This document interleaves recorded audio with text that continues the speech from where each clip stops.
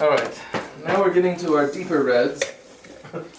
This isn't deep. Oh, this was a rosé. More full-bodied. Saparavi 2008 is going to be what we're trying now. I'll be bringing around in a decanter. This again has only 20% of the stems, and that was only the ripest stems. 2008 Saparavi, is that what you're saying? Yes, sir. And this is from... This is from Tibani as well.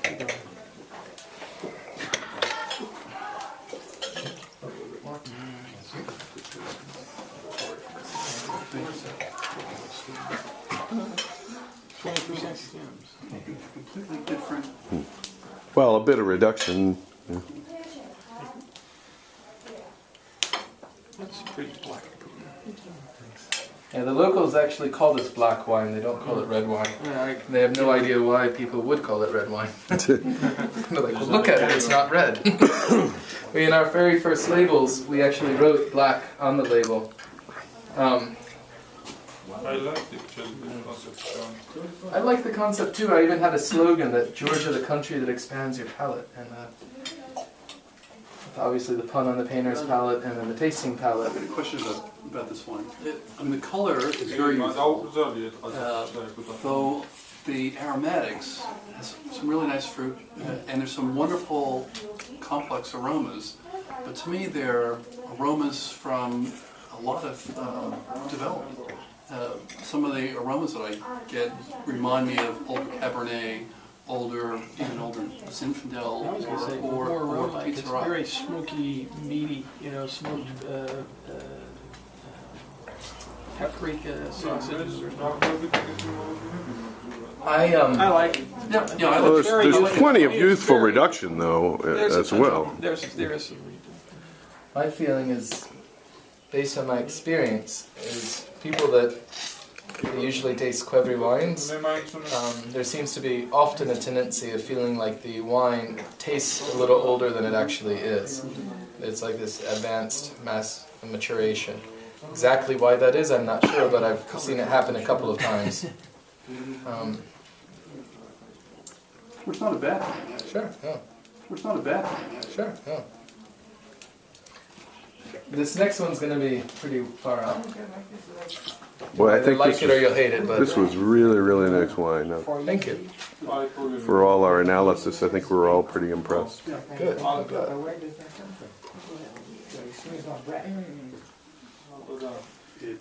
There's something Brett-like in this, I think. Well, that's Yes, that yeah. meaty. It's that meaty, slightly Yeah. gamey bit. But there's a type of Salami. Brett It's that not Brett. pushes you away, and there's something British that is Now, kind where of does that inviting. come from?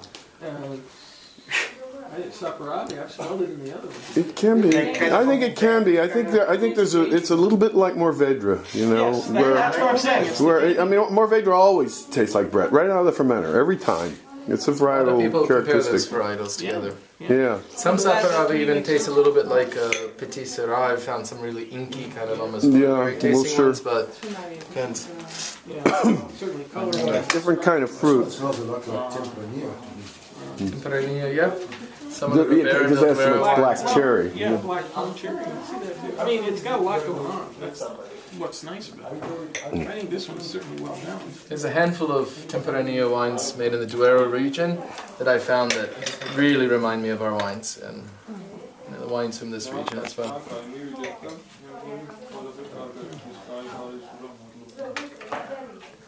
So now you're going to do something screwy, huh?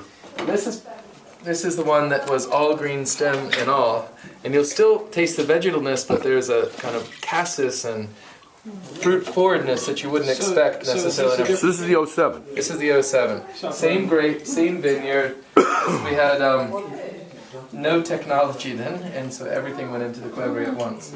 So And, all stems. All stems. Whereas the previous was 20%. 20% and only brown. brown. And only brown stems. What I liked about, I liked a lot of things about the Archbishop, but one of them was that he referred to qvevri technology. Right. Qvevri technology, right. Well, if you think about the way it can be used, Sure. No, I know. Anytime man does something, creates No, something, no problem. does a tool. Apologize for being a little It's just your lame. definition. Well, sure. And this is 2,000 years ago. I'm in no hurry, so you take your time. that's what John was painting about when he came down here, right? That tradition can stimulate creativity. Yeah, my whole thinking is that think of Velasquez at the court of Philip IV. Yeah. He was told how much pigment he could use, what saints needed to be painted, when the painting needed to be finished.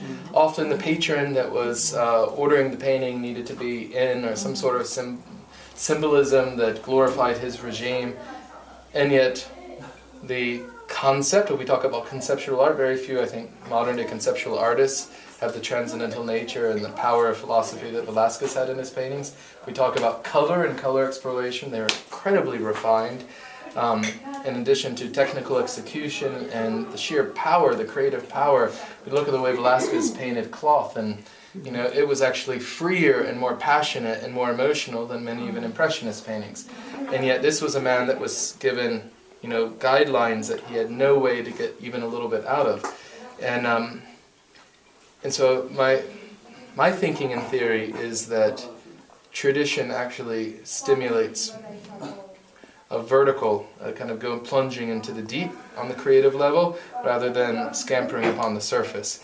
And when there is no tradition, when there is no guidelines, and you just put a white canvas in front of someone and say, do whatever you want because everything is possible and we can call it all fine art, then often it feels more like a self-help group than it does like real painting. And so I'm all for tradition. You can see it in my painting, you can see it in my carpet collection, and you can see it in my wine. So. Well, the haiku is a pretty good example of that. Yeah. Where it's a very rigid form. Or flamenco, in flamenco there's dance rhythms that change according to a very structured and purposeful way, and yet there's also incredible improvisation at the same time. Bach is the same way. There's ways that places where you're supposed to do ornamentation and places where you don't, but what type of ornamentation you do there's a fair amount of freedom. So this kind of pull and push between rigid structure and creativity really excites me. Have you ever read anything by Hans-Georg Gadamer? No, but I take your recommendation if you... Hermeneutics. Gadamer. Yeah? Might want to read Gadamer. I'll get you to write that down. I won't remember it. Well, this sure is a different wine. It's on the power of tradition. It tastes younger. Wonderful. Yeah, it tastes younger. Really interesting. And it doesn't have the reduction either. No. You certainly see the fresh fruit that you're talking about. Yeah, his theory is that the green stems basically work as a natural preservative, protecting the freshness of the fruit. I get it. But there's something just a little off. I like the touch of the air, so I'm not sure if that's got anything to do with green stem. It's lifting the nose. Yeah, it's there. Maybe just a little tip here.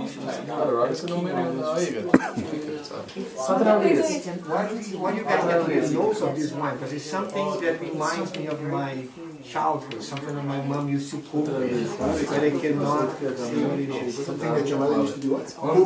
Cook. That's all she very does. It was a kind of like a fruit sauce. I don't know. Well, Getting the meatiness. he's right that there is a little bit of acetate in the nose, and so maybe some sauce with a little bit of vinegar in it. But that is an element here. It's not out of control. It's certainly nothing compared to what you see in a decent Barolo.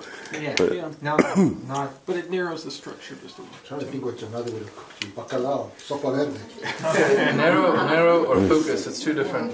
Yeah, I don't get any salted cod in this. For me, it narrows it for There's Ferini, the Italian maceration guy who was here. He goes nuts over this wine, and he said that it has an element of balsamic with mint. Yes. But that There you go. That for him was extremely exciting and really interesting. I think so too. Yeah. So throw away your stem on the new one. That's exactly what I'm talking about. Balsamic. We did a qvevri of whole bunch maceration this year. We did a qvevri of layering whole bunch with gently crushed grapes. I've wondered about and layering it like this in order to kind of slow down and make a more gentle fermentation. And then we did a couple of qvevri of only sliced by feet, also trying to just be kind of as gentle and not push the grapes through anything kind of aggressive during the process. And so what happened next year, well, we'll see it. They're all just fermented. Oh, you don't know? I don't know. You can't sample. And then we made another kind of 6 or 7 qvevris, basically the way we knew what type of results we would get, just so that we don't get out of business doing our experimentations. But if any of them work well, I think that the layering of the whole bunch with the gently crushed could be really interesting. Is it crushing everything by foot? Or are you we only did a couple of qvevris by foot, but we usually use a stainless steel Italian crusher. Yeah. It destems and crushes. The basket press? Yeah. Would it really be completely sacrilegious to just drill a little hole and have a little sample just to pull a few mils out, you know? No, it wouldn't, but right now it's still in fermentation, so once primary fermentation finishes, we'll have an idea of maybe where it's at, what's happening. And we're developing some glass tops that we can put a wine thief through and basically take a sample out much. God, I would. Drive me crazy not to know what happened for 6 months. Yeah. So the last thing that we can offer you that might be of interest is our cha-cha that we age in oak. Yes. And then I'll ask us all to kind of go and look at paintings and carpets for a few minutes so that my set the team table. could more easily